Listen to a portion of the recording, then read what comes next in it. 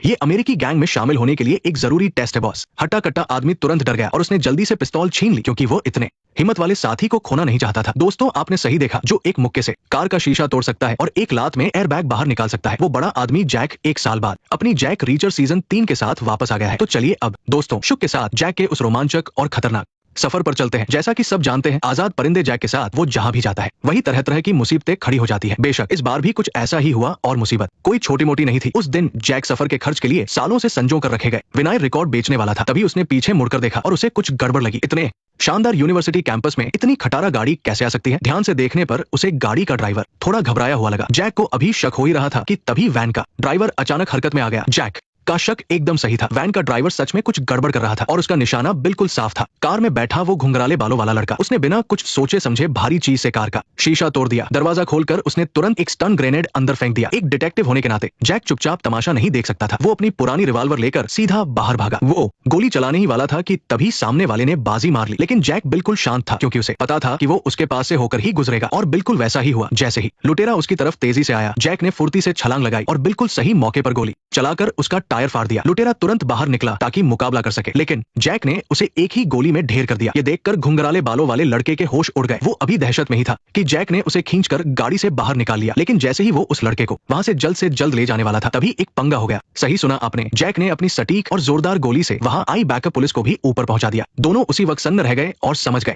कि उनसे बहुत बड़ी गलती हो गई है। जैक ने तुरंत फैसला लिया और तेजी से गाड़ी लेकर वहां से भाग निकला। लेकिन तब तक पुलिस की और भी गाड़ियां वहां आ चुकी थी। गनीमत रही कि जैक ने अपनी शानदार ड्राइविंग से पुलिस को चकमा दे दिया। इसके बाद जैक उस लड़के को लेकर एक पुरानी गाड़ी के पास पहुंचा। बिना किसी मेहनत के आसानी से उसका दरवाजा खोलने के बाद जैक ने उस लड़के को टैक्सी लेकर जाने के लिए कहा। यह सुनकर लड़का घबरा गया और उसने जैक से उसे अकेला न छोड़ने की मिन्नतें की। उसे डर था कि जो लोग उसे अगवा करना चाहते थे वो उसे फिर से ढूंढ लेंगे। जैक ने साफ मना कर दिया। उसने कहा कि उसने अभी अभी एक बिना लाइसेंस वाली बंदूक से एक पुलिस वाले को मारा है, इसलिए वो उसे घर छोड़ने का जोखिम नहीं ले सकता। लेकिन लड़के ने बताया कि उसके पिता के पास ना सिर्फ बहुत पैसा है, बल्कि उनके पास बहुत पावर भी है। उसके पिता जैक को इस मुसीबत से पक्का निकाल लेंगे। दरअसल इस लड़के के साथ ये किडनैपिंग का पहला मामला नहीं था। 5 साल पहले इसी चक्कर में उसने अपना एक कान खो दिया था। जब जैक को पता चला कि उस लड़के के पिता एक बहुत ही अमीर कालीन व्यापारी है, तो वो बेमन से उसे घर ले जाने के लिए तैयार हो गया। लेकिन सच कुछ और ही लग रहा था, क्योंकि जैक ने देखा कि उनका गेटकीपर ना सिर्फ बहुत चौकन्ना था, बल्कि शरीर में भी उससे दुगना था। अच्छी तरह से तलाशी लेने के बाद ही उस लंबे चौड़े आदमी ने उन्हें अंदर जाने दिया। इस बात से जैक का शक और गहरा हो गया कि उसके पिता उतने भी सीधे नहीं हैं जितना लड़का बता रहा था। हवेली के अंदर जाने के बाद जैक को लड़के के पिता ने ऊपर बुलाया। जैक ने अपनी जान पर खेलकर जो उसके बेटे को बचाया था, उसके लिए बेक ने बहुत शुक्रिया अदा किया। उसने तुरंत जैक को एक महंगी मैकलेन शराब ऑफर की, लेकिन जैक ने इसे पीने से मना कर दिया और वो थोड़ा चिढ़ भी गया।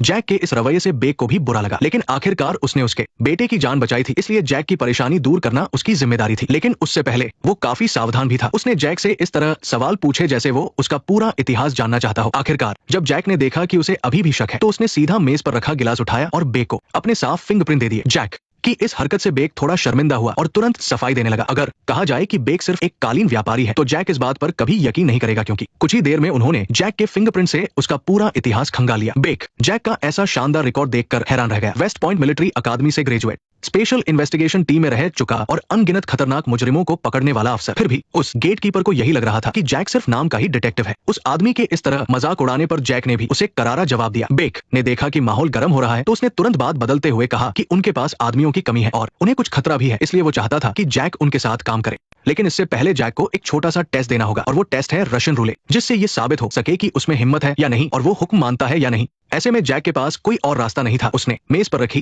वो बंदूक उठाई और उसमें गोली लोड कर दी। बेक की इस धमकी के आगे जैक ने कोई जल्दबाजी नहीं की, बल्कि चुपचाप बंदूक अपनी कंपटी पर रख ली। और फिर वही हुआ जो आपने वीडियो के शुरू में देखा था, जैक का वो बेखौफ अंदाज। तो ऐसा क्यों कहा कि दिखने में, जैसा कि हम सब जानते हैं, हालांकि जैक शरीर से थोड़ा बड़ा है, लेकिन वो कोई बेवकूफ नहीं है। चूंकि बेक उसे अपने गिरोह में शामिल करना चाहता है, तो इस बात की बहुत ज्यादा संभावना है कि बंदूक की गोली एक नकली गोली होगी। लेकिन इसके बाद हेड बॉडीगार्ड ड्यूक ने जो किया, उसने जैक के शक को पूरी तरह से गलत साबित कर दिया। हालांकि जैक हैरान तो दिखा, लेकिन असल में ऐसा नहीं था। नकली गोली तो बस एक बहाना था ताकि उन्हें शक न हो। इस समय जैक ने गोदाम से बाहर जाने में कोई जल्दबाजी नहीं की, बल्कि मुड़कर उस तेल के ड्रम के पास गया जिसमें गोली लगी थी और जमीन को देखकर कुछ सोचने लगा। वापस कमरे में आने के बाद जैक ने ध्यान से बाहर कदमों की आवाज सुनी और पक्का किया कि ड्यूक जा चुका है। उसने तुरंत कमरे में उन सभी जगहों की अच्छी तरह से तलाशी ली जहां कोई जासूसी का माइक छिपा हो सकता था, और जब उसे यकीन हो गया कि वहां कोई डिवाइस नहीं है, तो जैक ने अपने जूते की हील खोली और उसके अंदर से एक छोटा सा फोन निकाला और एक नंबर डायल किया। दोस्तों, आप बिल्कुल सही देख रहे हैं। कहानी में यहाँ आकर आखिरकार एक बहुत बड़ा पड़ा। ट्विस्ट आता है, चलिए कुछ दिन पीछे चलते हैं। उस दिन जैक बस का इंतजार कर रहा था, तभी उसने अचानक अपने एक पुराने जानकार को देखा जो पहले ही मर चुका था। वो उसके पीछे जाना चाहता था, लेकिन पैदल गाड़ी को कैसे पकड़ता। मजबूरन उसने अपने चार्म का इस्तेमाल करके एक राहगीर से उसका फोन मांगा ताकि अपनी पुरानी टीम को कॉल कर सके। वो मौजूदा टीम लीडर टर्नर से बात करना चाहता था, लेकिन वो एक सीक्रेट मिशन पर होने के कारण कॉल नहीं उठा सका। ये सुनकर जैक ने कॉल उठाने वाले पॉवेल से कहा कि वो अभी वाली उस ऑडी का नंबर प्लेट चेक करे, लेकिन किसे पता था कि अगले ही पल पॉवेल को पता चला कि उनका सिस्टम मेंटेनेंस पर है और अभी कुछ चेक नहीं किया जा सकता।